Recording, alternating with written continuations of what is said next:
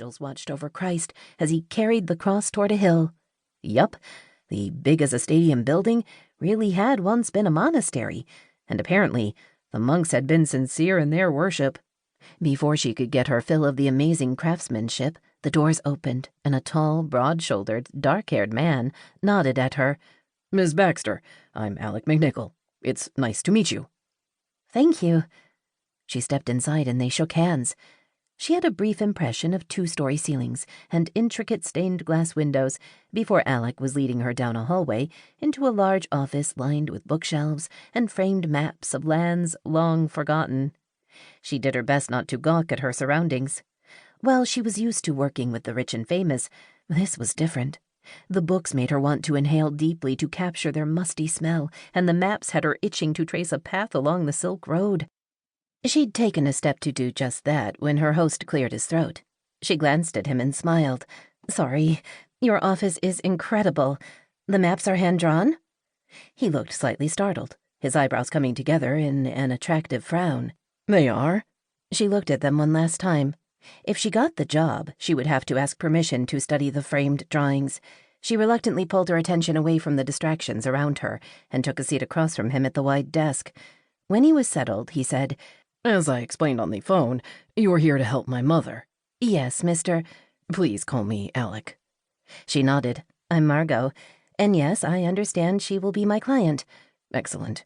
She and I decided it would be easier if I conducted the preliminary interview to see if you and she are suited." "Of course." Margot relaxed.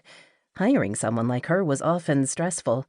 Her services were only required when something had gone very wrong in a person's life, or if the potential client was anticipating something going wrong, or was overwhelmed. Very few people looked around at their happiest moment and thought, "Hey, I should find someone to teach me social etiquette and how not to be odd/uncomfortable/weird or just plain nervous."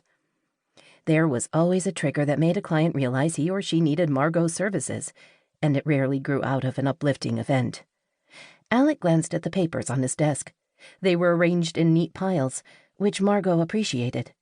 How could anyone find anything on a messy desk? Her boss, a man whose desk was always covered with folders and notes and half-eaten sandwiches, was forever sending her articles on how messy desks were a sign of creativity and intelligence.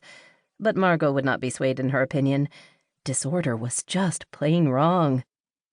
"You know who my mother is?" Alec asked, his voice more resigned than curious. Margot filed away the tone to review later. The dynamic between mother and son could be significant to her work. "I do. Bianca Ray was born in 1960.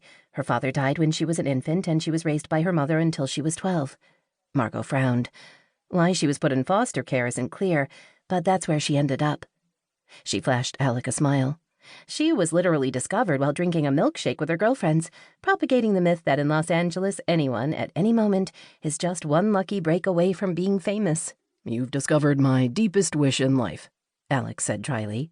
"Mine too," Margot said, allowing her mouth to curve slightly at the corners.